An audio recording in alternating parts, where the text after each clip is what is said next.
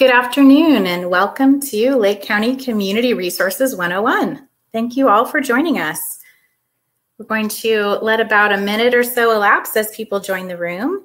I can see that many of you are already starting to complete our poll, so please go ahead and feel free to do that and get a sense for how familiar everyone in the room is with different resources that are available in our community. We'll give it one more minute or so and we'll get started.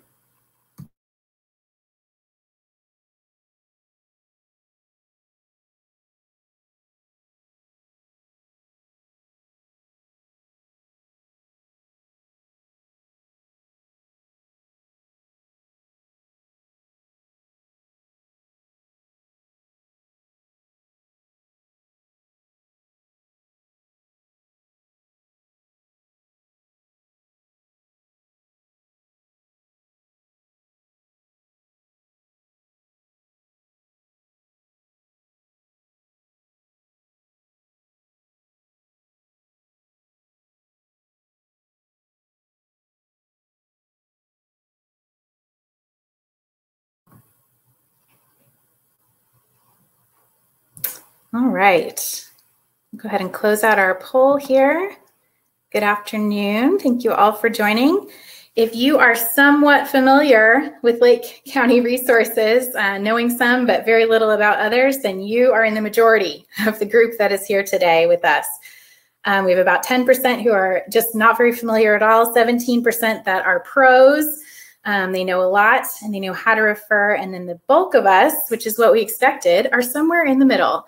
We know a lot about some things and very little about others, and that's why we're here today. So thank you so much for joining us. My name is Carla Ritz, and I am the Executive Director of First Five of Lake County. First Five exists to promote, support, and improve the early development of children prenatally through age 5 in Lake County. And today's training is hosted by First Five Lake in partnership with the Lake County Department of Social Services and the Chabot-Las Positas Community College District, and it's funded through federal Title IV funds. So whether you're joining us today as a service provider or as someone who is that kind of go-to person that everyone asks for help or questions about what's going on in the community, or whether you yourself are looking for resources for yourself, we have designed this webinar with you in mind. First Five Lake is deeply invested in this topic, and that is why we are hosting it. And the reason that we are deeply invested is because concrete support in times of need is something that's called a protective factor. Strengthening Families Protective Factors Framework lays out 5 different areas that when they're present, they help reduce the likelihood of child abuse and neglect. So concrete support in times of need is one of those. And if you don't know how to access concrete support, or you have a barrier to finding that resource or to getting to that resource, then you're at risk. And we don't want anyone in our community to be at risk. So today's training is directly tied to this topic. One important thing to remember and that we want to emphasize today is that all families have times of need. All people have times of need. Times of need don't only occur in families in poverty. All families, whether it's at the birth of a new child, a sudden health problem, a loss of a job, mental illness, maternal depression, substance abuse, or domestic violence, times of need can happen to anyone. And right now is likely a time of need for all of us, as we are all adjusting to rapidly evolving directives related to safe social distancing because of COVID-19. So this is just a very timely topic that I think we can all agree is needed. So here we go. There are 2 important parts to this webinar. The first half of our hour will be about information related to community resource guides that are local to Lake County. So first of all, we wanted you to know where to go to get to find out what's available and how to access it. And then secondly, we'll have a panel of 4 wonderful experts from our community who work with a variety of different folks, and they will be able to answer questions about what services they provide, what people ask for, and what barriers they have to gaining those services. And those folks are going to spend our second half hour sharing information and answering questions. So that is our agenda for today. And we're going to dive right in, first up, with a short video from Patrick Fitzgerald with the Health Leadership Network. Patrick is the architect of the most recently released comprehensive resource guide. It's located online at lakeresource.com.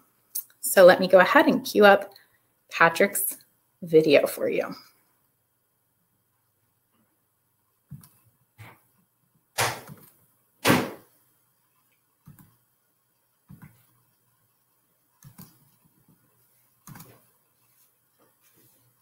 Welcome to a demonstration of the Lake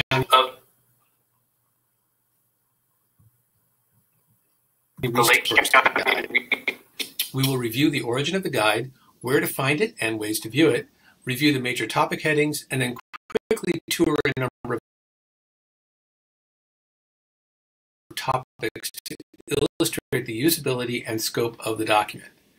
The Health Leadership Network was launched in 2002 and over the past 18 years has engaged in numerous multi-agency collaborations. Invariably, during a community health focused project, the topic of a resource guide will emerge.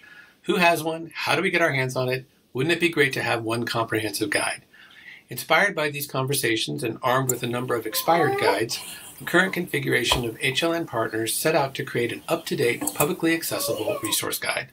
The result is a 300-page document combining text and over 2,000 links drawn from the well-maintained websites of agencies all across Lake County. The resource guide is hosted online at www.lakeresource.com. It is downloadable, printable, and built to be updated under future resource-driven grant funding or local agency support. So let's take a look inside. The topic headings come from previous guides and may be developed further in future revisions. Presently, information is broken out as follows: Fire, Police, Crisis Resources, Churches, City of Clear Lake, City of Lakeport, Community Center Service Clubs, County of Lake, Education, Family, Child, Teen Development, Fine Arts, Fitness Centers, Food, Utilities, Shelter and Clothing, Healthcare, Internet and Cell Providers, Job Training and Employment, Legal Information and Courts, Parks, Pools, Senior Resources, Senior Centers and Support, Transportation, Volunteering, and Youth Activity Organizations. Once inside the document, you will find sufficient text information to make a printed copy of the guide usable. However, viewing the document in PDF format on an internet-connected cell phone, tablet, or computer dramatically expands its functionality. Let's access the guide online.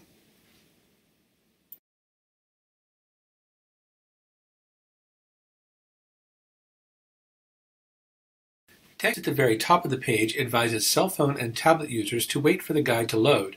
Once the image of the guide appears, tapping it will open a PDF viewer in a new window where all functions including links, download, and print become available. On all devices, the option is there to either continue viewing the PDF in the Reader window in the browser, or download the PDF to your device and open it with Adobe Acrobat anytime you need it. As long as the device used to open the PDF is connected to the internet, clicking on a link inside the document will open a browser window and take you to the linked content.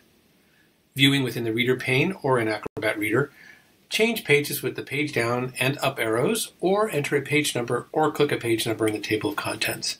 Clicking a page number jumps to the page, and on all pages beyond the table of contents, there is a Return to Index button that connects back to the beginning. To find topics, either visually scan the table of content pages or use word search. When using word search, it is helpful to return to the top of the index so the word search starts from the beginning of the document. Let's access a few topics. We'll just jump around to some topics to see how the guide works. This is the landing page, having typed in www.lakeresource.com. This is what you'll see on your phone, your tablet, your desktop.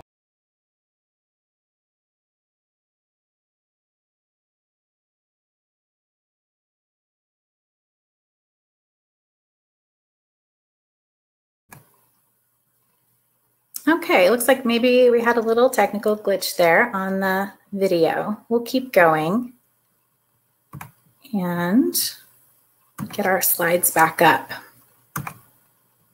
Okay.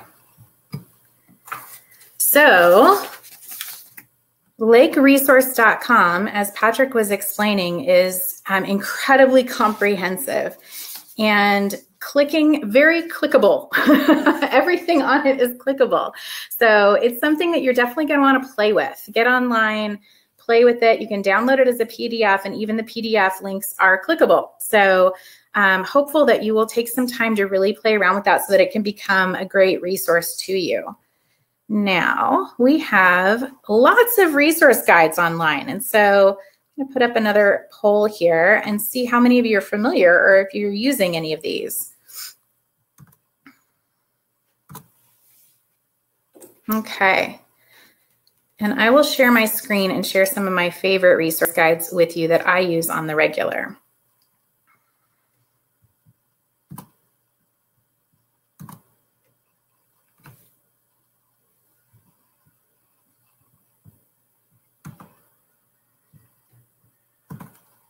Go. Okay. So I know we have some friends with us on our webinar today from Partnership, and Partnership Health Plan of California has really done a great job of putting together a comprehensive list of community resources for each county that they support, one of which is Lake County. So if you go to their website, which is partnershiphp.org, and you go to community, as you can see, Lake is right there. And the Lake County community resources are all sort of split up by category. And they have these great icons, which makes it really user-friendly. So if you're interested, if you're interested or you have someone who you're trying to help who's looking at different housing resources, you click on that. And what's great is it comes up as a PDF. So you can immediately print that, download it, and everything that they have on record that has anything to do with housing is here. So this is a fantastic resource. That's partnershiphp.org. Another really, really great resource. Let me go ahead and get back here to share with you is the Smart Start Lake County website. I'm really partial to this one because I helped design it.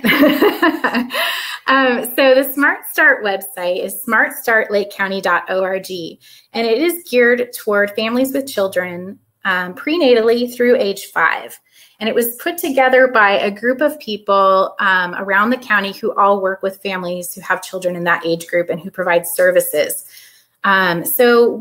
A couple of things that make this resource guide unique are, first of all, you can toggle up here on the right, top right, between English and Espanol. You can also, if you are colorblind or could use a bit more contrast, we've tried to make that ADA compliant, and you can turn on a higher contrast version.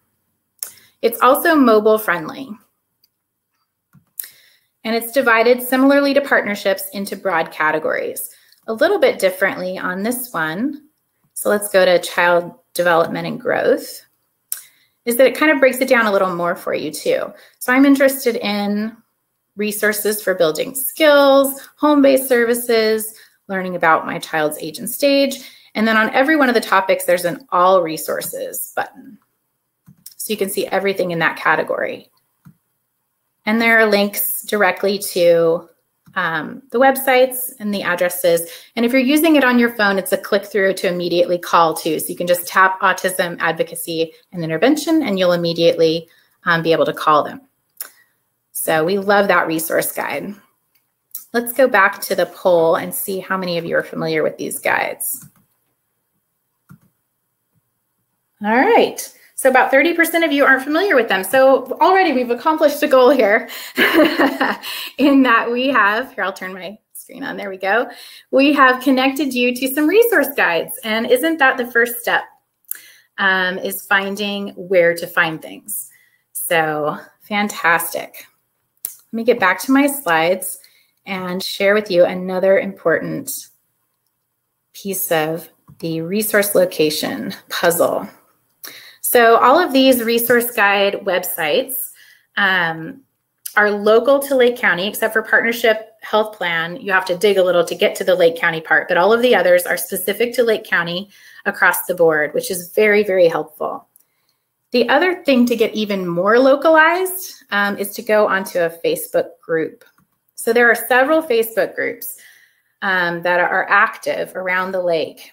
And these are typically focused on neighborhoods and communities, cities and towns, except for Lake County Community Awareness. That's the only one on this list that is really broad across the whole county. But you can see there, those are the names of the groups. So you can go on Facebook and search for each of those groups and find them, and then you join, and then they show up in your feed. And these are really important for times when you have especially very localized needs. Who in my neighborhood has X, right? That kind of thing. Or have you heard that siren? We hear that a lot on these groups, right? Trying to figure out what's going on right in your community. But also because we are a fire-wise community and we are trying to be as proactive as we can in planning for wildfires. And often these localized groups are the first place to get information. So I just want to encourage you to check them out. They're run by real people like you and me. You have to verify things sometimes because anyone can post from the group, but they are an interesting and active, lively source of information that we are blessed to have for sure.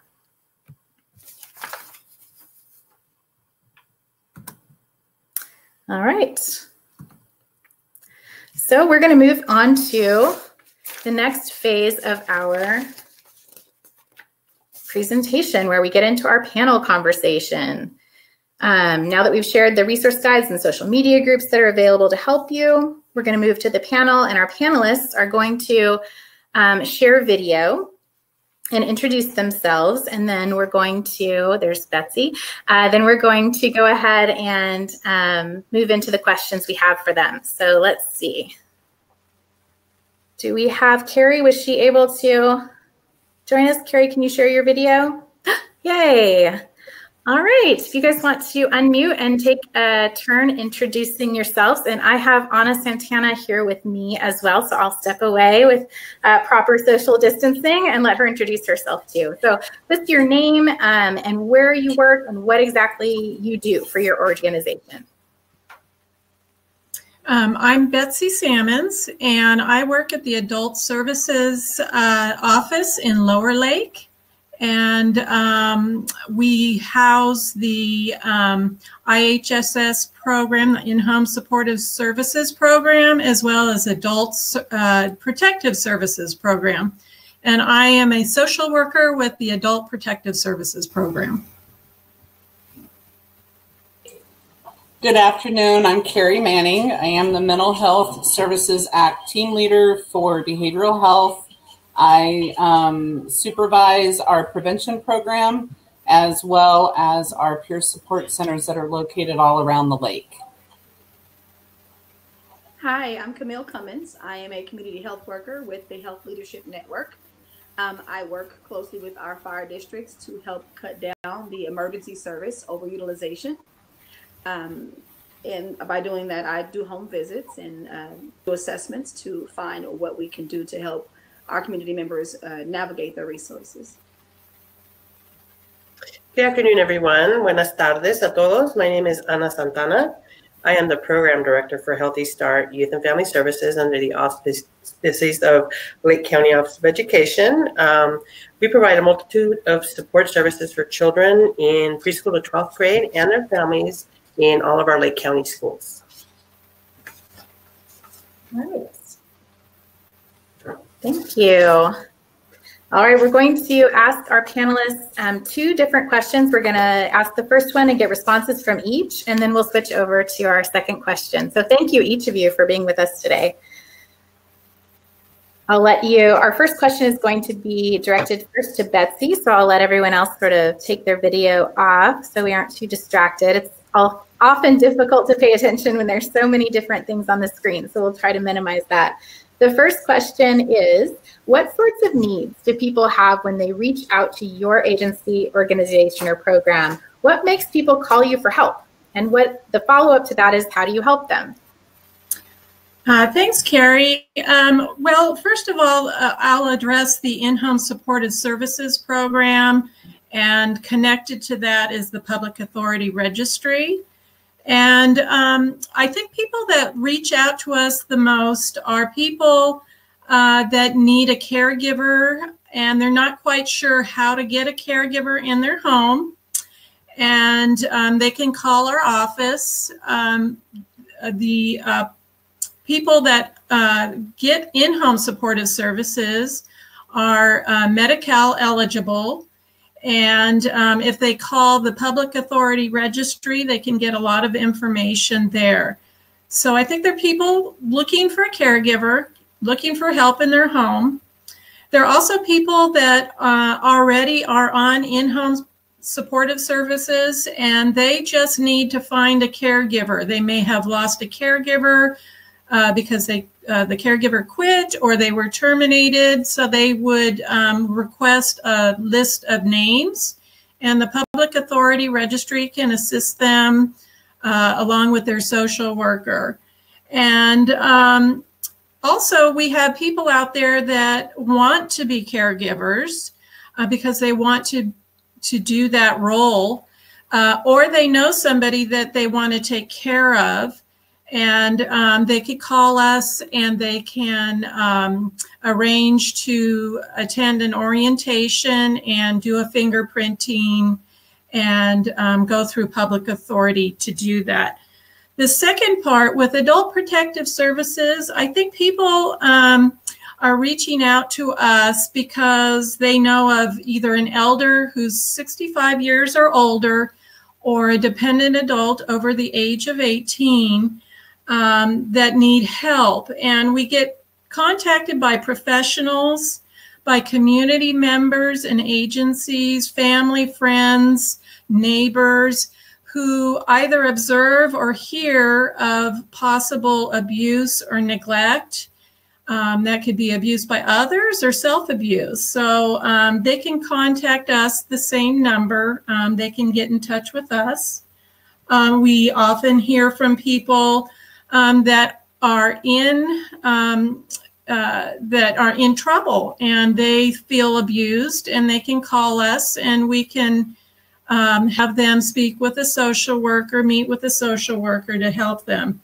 Lastly, I think we have a lot of people just calling for resource information. They don't know where to go. They see adult services, they'll call us.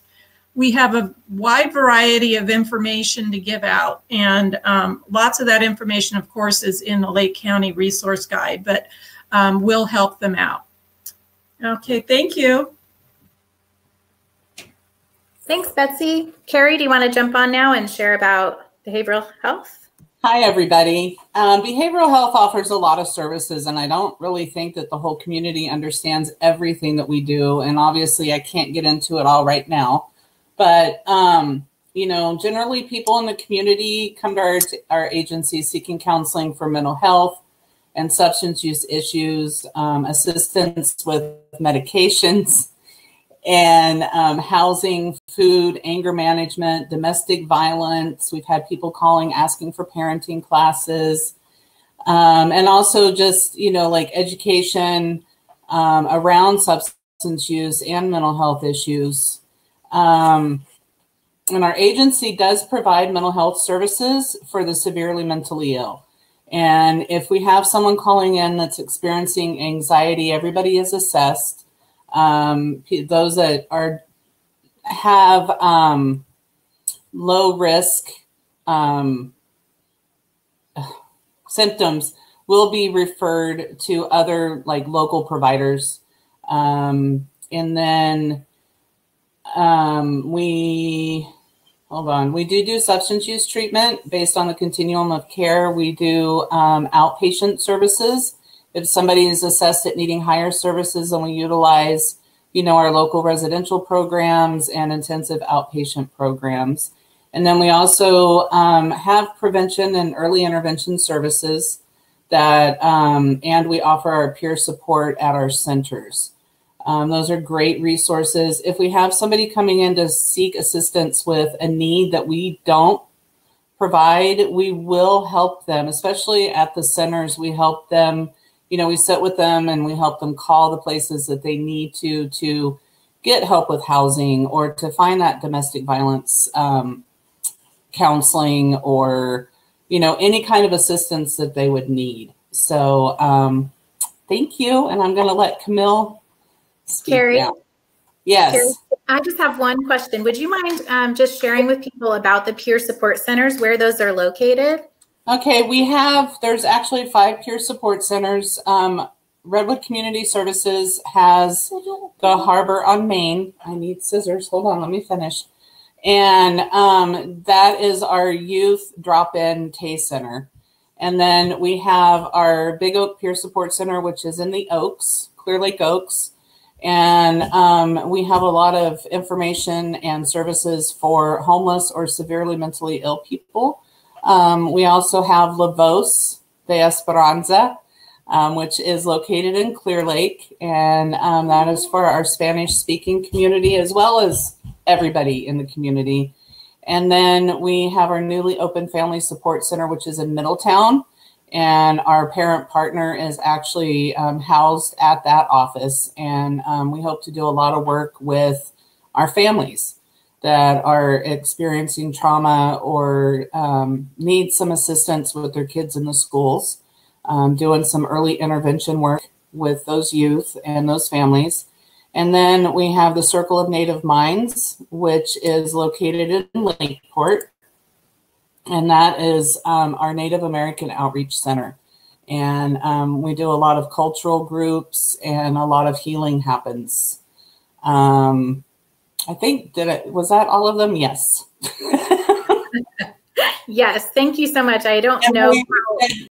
We welcome everybody to come and visit those centers.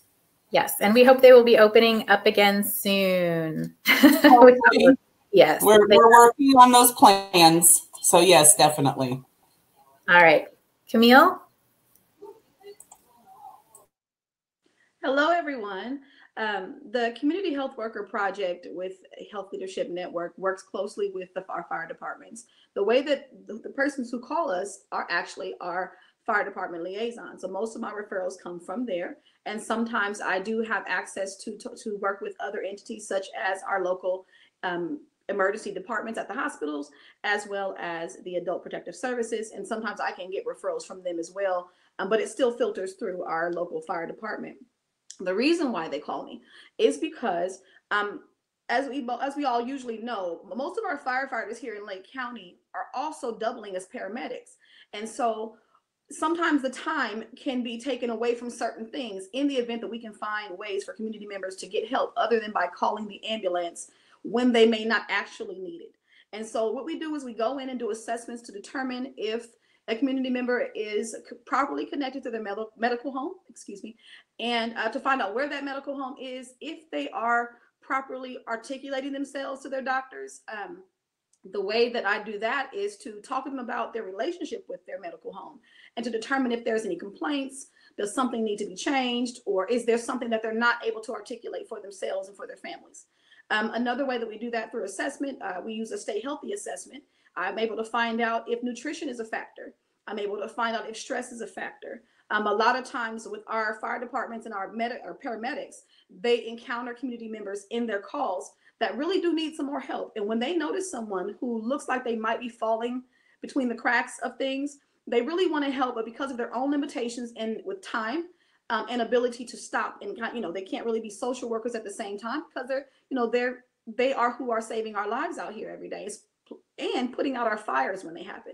And so the Health Leadership Network took the stance to try to help the fire departments cut down on overutilization of the EMS services, the emergency medical services here through our ambulances in our emergency departments. And so we've been able to do that and try to help cut down some of that by, like I said, providing those resource connections. Most of what I find is that paperwork is the hardest thing for our community members sometimes to tackle when it comes to due dates, when it comes to eligibility requirements, things being turned in a timely manner. Sometimes having someone to come in the middle of that crisis and kind of intervene to kind of help put things in perspective and give it a proper prioritized timeline to get things done, and even be the person who picks up the paperwork for someone and goes and drops it off, and keeps in contact. So that's why they call me. And that's what we kind of do to help along the way, and just try to see our community members through, knowing that our 911 dispatchers, our firefighters, our paramedics, they really care. They really do want to do more when they're on the scene, and they can recognize someone who's having in distress and possibly not suffering from a heart attack that they feel, but more so from stress and anxiety from maybe a financial situation. And so coming in to find those programs in our area that can help them with their utilities, that can assist them with repairs.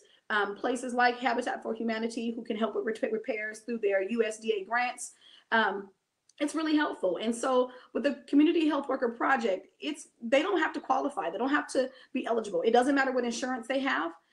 Once the fire department notices them and realizes what's happening in that family and says, hey, let's bring somebody in who can really maybe help you navigate some things and help your family to feel more settled, especially when people are trying to move and worried about summertime and the fire seasons and things like that. Anxiety does happen because we know this community sometimes goes through things that we really can't, we don't have any control over. And so having someone to come in and care and be an extension of the paramedics or emergency services and come in and be that heart for them, it really helps them also feel like they're making a difference in their community as well, not just saving lives, but paying attention when people speak, and just wanting to be there and make sure that they know that this is a community that stands together. And so being a community health worker in this capacity, able to kind of help with fire districts, I think it really is rewarding. And I hope that as we talk more about it, although this community health worker project is coming to a close in a couple of months, hopefully what we're doing to help bring down that overutilization is something that more community health worker projects will maybe take on in the future. Thank you.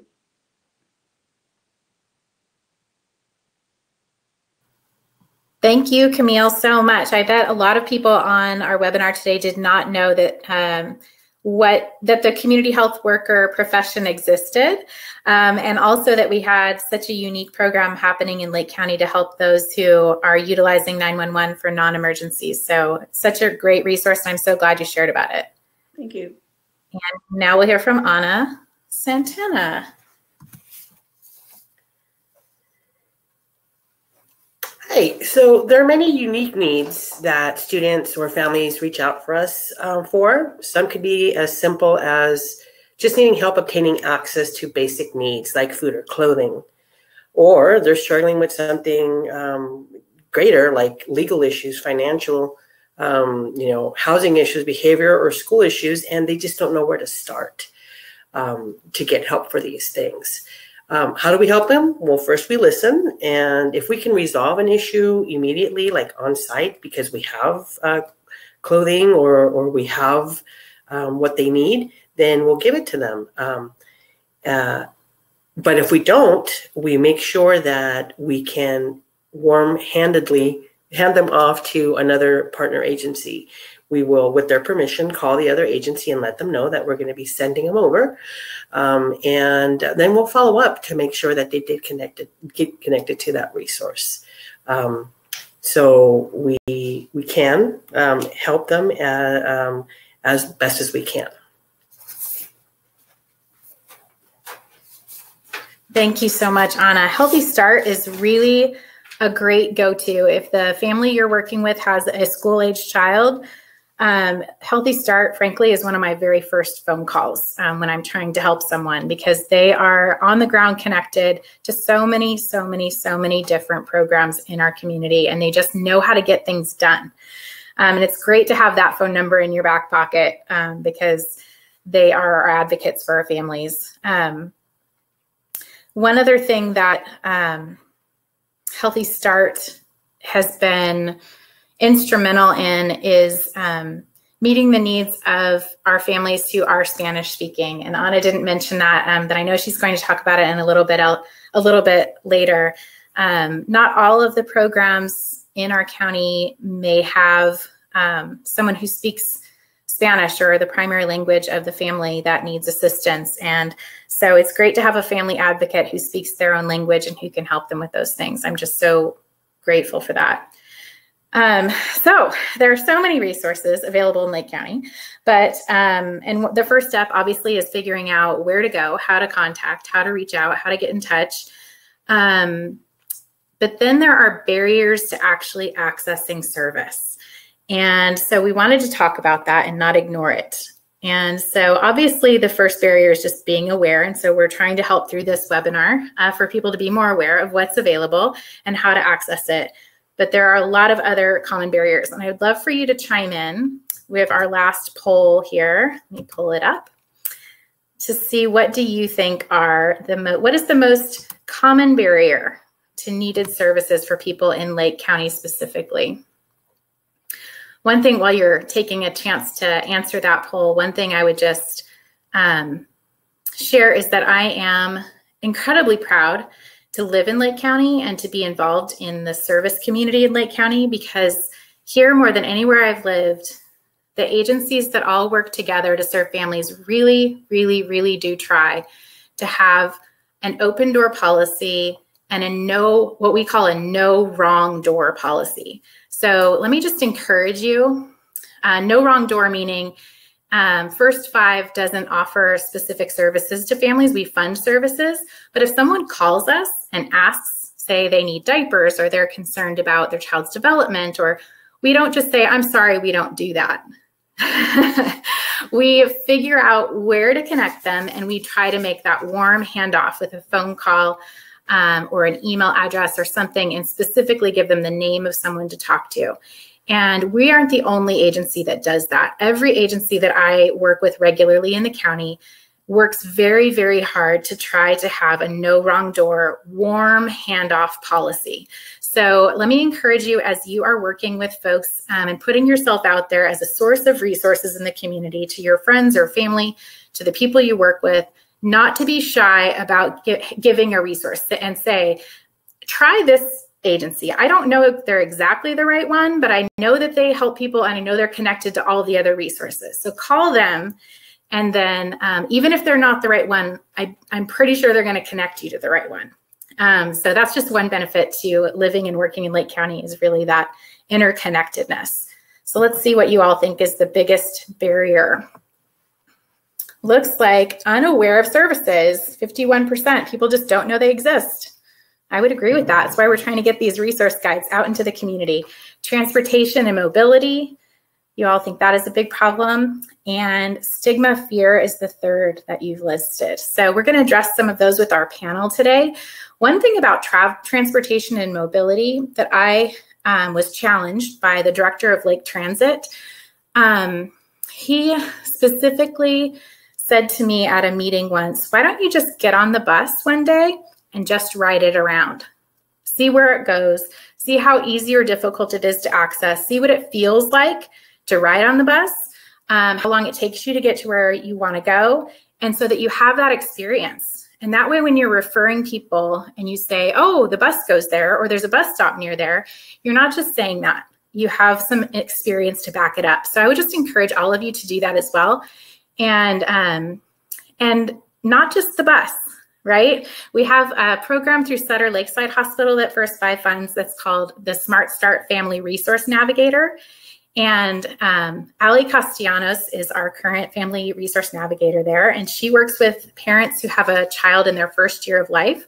She calls them regularly and asks how they're doing and what they need, and tries to connect them to resources in the community. And before she ever started working with families, she visited every single resource that she could, met the people, asked them questions, took notes, and experienced what it was like to walk through their doors. So I challenge you to pick a resource that you want to know more about and to do that. Set an appointment when you can, when COVID-19 restrictions allow, and really become an expert on that service. All right, so let's talk about barriers. Here we go. We're going to go back through our list of presenters, our panelists, and we'll go backward this time. We'll start with Anna. And the question is, what is one of the main barriers to accessing services among the people you serve? What strategies have you used to help them address those barriers? So let's hear from the pros. So as Carla mentioned before, one of the biggest barriers that our families may have to access services is the services aren't in their language. There are many families in our county that are not fluent English speakers. We at Healthy Start have 3 bilingual staff. So when they call, even if they call one of our sites that doesn't have a bilingual staff, that staff will get a hold of one of us to help them out. There's also the barrier of illiteracy. So some families don't know how to read, or let alone fill out an intake form or navigate the whole service system. So Healthy Start advocates can help families navigate the service systems, complete forms, or figure out how to get them into the service. And they'll do it with them together. Maybe the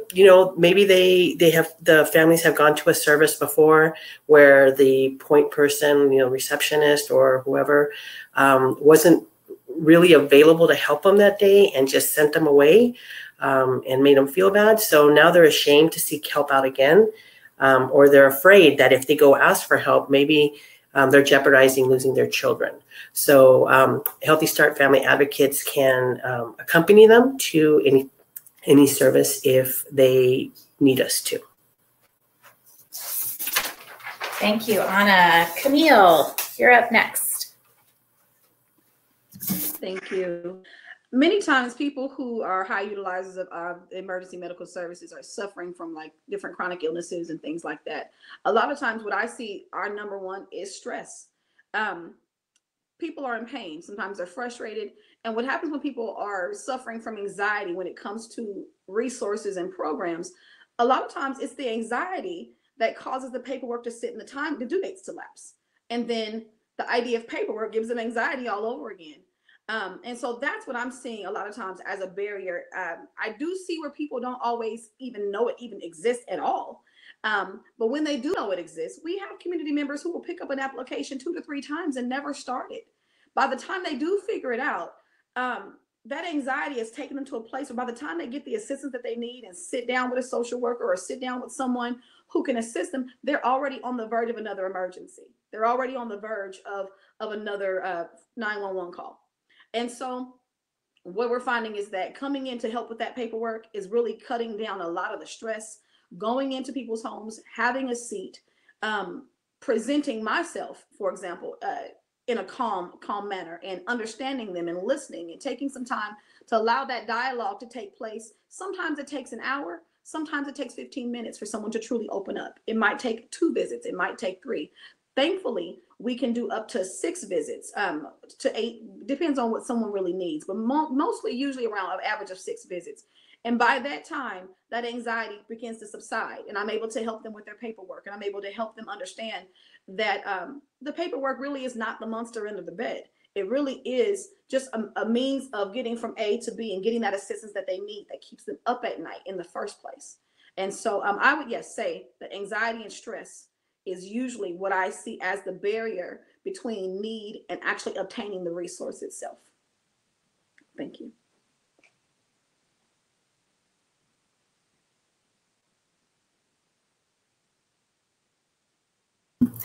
Thank you, Camille. Who's up next? Carrie. You there, Carrie? I am here. Sorry about that. That's okay. So working with Lake County Behavioral Health, we've seen the traditional, like transportation is a huge issue. People coming into a group or that have to wait around for 5 hours for the next bus, or that just don't have any way to get there. But, for mental health services and substance use services, there's a huge perceived, stigma that comes with, and fear that comes with seeking treatment. And the barriers of stigma and fear are the most challenging that we have to address. We can promote our services in the community, But there's still that sense of, oh, what are people going to think about me if I go in? What if so-and-so sees, or, and then also they have to admit and accept that they have these issues to begin with. And so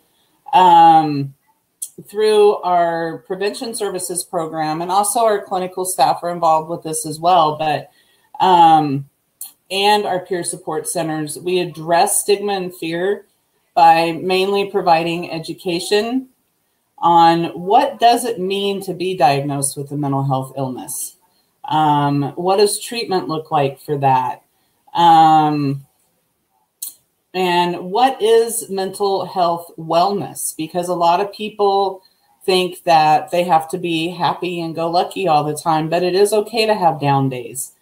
And so we're trying to educate the community on substance use. A lot of our teens, they experiment, and a lot of people assume that makes them dependent or that they need higher levels of treatment. But that's not always the case. And then we also educate people on how to help somebody that's close to them that might be experiencing those challenges, whether it be with substance use or mental health. We work with local providers to refer people to the appropriate levels of care. As I was saying before, if somebody calls in and asks for domestic violence counseling, we don't provide that. So we refer them to Lake Family Resource Center. And substance use, if we have somebody that's requiring residential treatment, we don't provide that. So we send them, somewhere else, but we don't just send them there. We do the warm handoff and explain to them what to expect, explain to them, some of the challenges that they might experience. We try to offer them, support in getting there. For instance, at the shelter right now, we have somebody that wants to get involved with behavioral health services. And we didn't just hand them the number and say, here you go, make this call. We sat with them while they called, and we were able, to get them connected to the person they needed to speak with. And they have an appointment next Thursday. And so the peer support staff that is at the Project Room Key shelter are going to sit with them while they call, just to be supportive and show them how to use the technology that they need. How do you do a Zoom call? Because a lot of people don't even know how to do that. And that seems to be kind of like where we're going. And then our prevention team on both the substance use disorder side and the mental health side are amazing. We are in the schools providing education on substance use, what the effects of different substances are, as well as the consequences that can come from that, and life skills. Because a lot of times, that's a protective factor for our youth, is if they learn, that no, not every day are you going to feel okay, but this is what you can do for yourself. A lot of times that helps prevent that substance use from, becoming an issue. And then recently we started our teen mental health first aid program, which is right now in Middletown. And that program teaches youth how to respond to somebody when they're going through a hard time. If they're struggling, not necessarily wanting to kill themselves, but that too. But if they're just having a bad day, hey, what are some things you can do? These are the people you can go talk to. And not only is that going to help them with their peers, but we see the whole ripple effect happening where it will start to go into their families and other members of the community. And then trying to get the word out and educate people about the services that we offer. We participate in community events, and we host different trainings, which are all looking a little bit different right now, I know. But we host webinars and participate in webinars like this one. So that's how we're trying to combat that huge barrier of somebody not wanting to go in for services because they just don't understand what it means and are afraid of what others are going to think of them.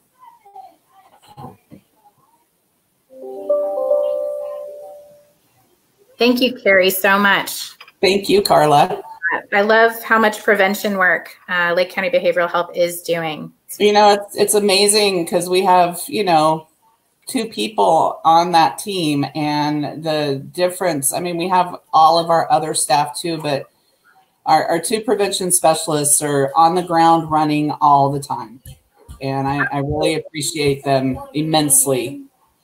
Yes, and mental health first aid for youth is going to be a great resource in our county. One of our participants in the chat just asked, is there a group or program for young adults to help them find work, having trouble transitioning out of high school into adult life, guiding them on the right track, counseling, etc.? I feel like there's a lot of young adults who don't know how or where to start, or they have anxiety.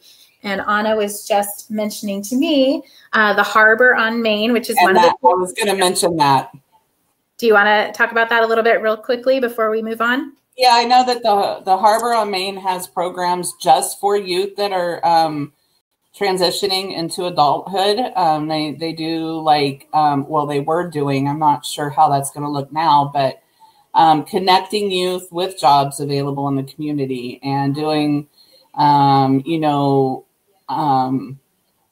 groups on how do you fill out a resume? You know, what does budgeting look like? Just teaching them those life skills to kind of try to make it a little, that transition more comfortable. And, you know, they do have counselors there too, and they have the peer support that can also help them. Awesome. Thank you so much. We're going to go ahead and keep moving so we stay on target to end on time. So Betsy, you're the last panelist on this question about barriers to service. I think I'm going to focus mostly on what I know from experience being a social worker with Adult Protective Services. But it's much the same types of barriers that we've been talking about. I think one of the main ones is people are fearful about reporting for fear that as a reporter, they'll be revealed somehow, either, you know, the social worker saying something, and that doesn't happen. Adult Protective Services, alongside of all Lake County Department of Social Services, has a very high degree of confidentiality. And once a report is made, there's no, you know, we would never reveal a reporter. We would never reveal the content of a report. We'd never reveal the client.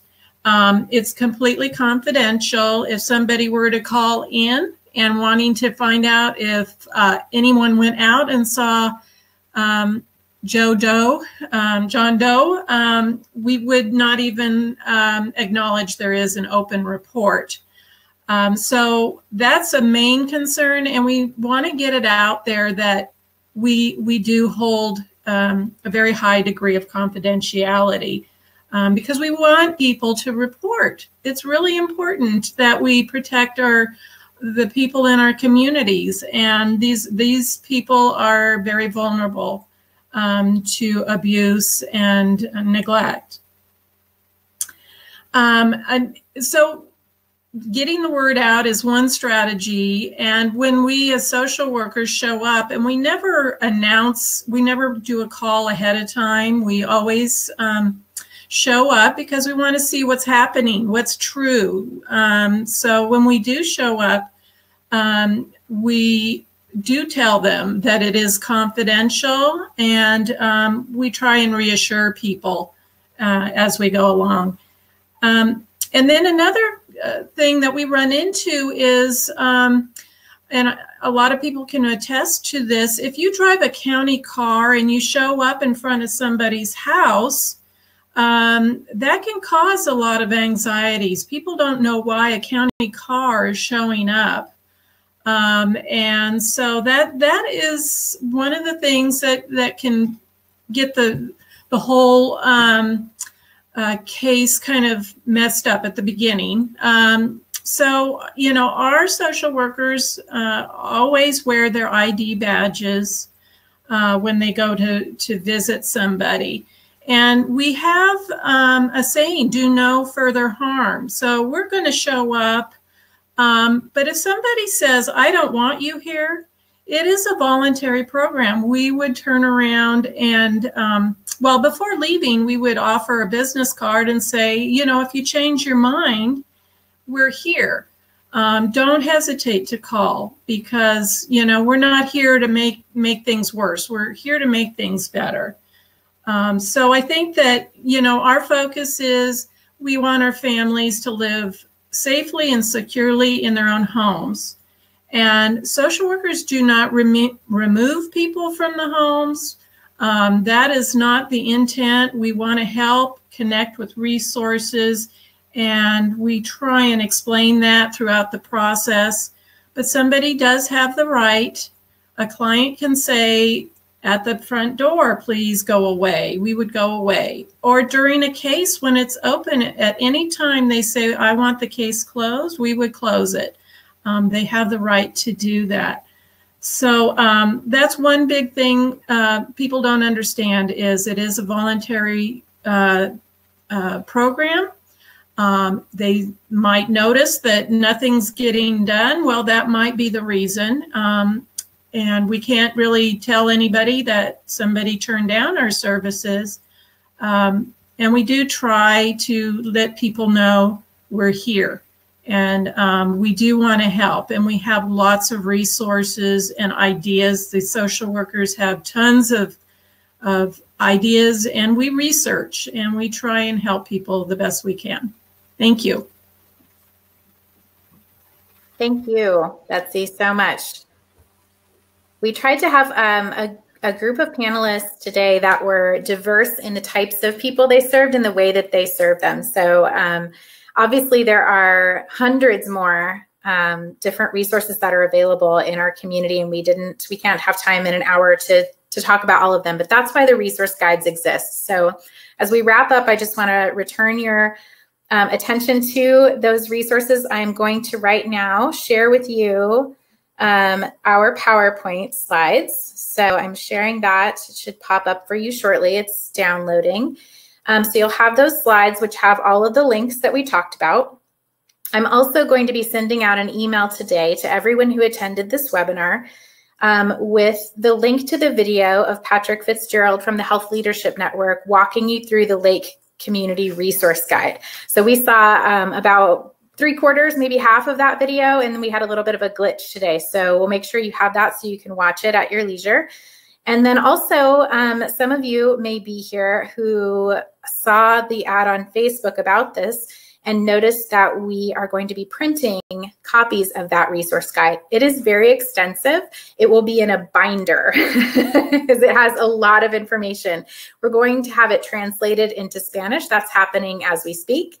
And have both English and Spanish print guides available. And so I will also be emailing so the links to the video, the links to all of the resources we talked about, and I will also email out a link to an online survey that we're asking you to complete in order to get your printed copy. But whether you want a printed copy or not, we ask that you please complete the evaluation. It's only, I think, 5 questions, and our funders really like it when we get feedback from the people who attend the training. So that's where things are at. I think we're about at our end. I'm going to go to the chat and see if there are any other questions. Let's see. The only other question I see is about services for children, young children, and it looks like that came after Carrie Manning's presentation. Carrie, did you want to say anything? Does Lake County Behavioral Health support children? Yes, we do. We offer help with children as well. Redwood Community Services does as well. So if they don't qualify for our services, then they would for those services. And I think that Lake Family Resource Center does as well. So it depends on what needs that child has, because the schools as well also have counselors on their staff. Great. Thank you for that. Yep. Okay. I don't see any other questions in our chat, so we're going to close out. It's 2 o'clock. Thank you so much for joining us today, and we will send out the link so that you can rewatch this and share it. Take care, everyone.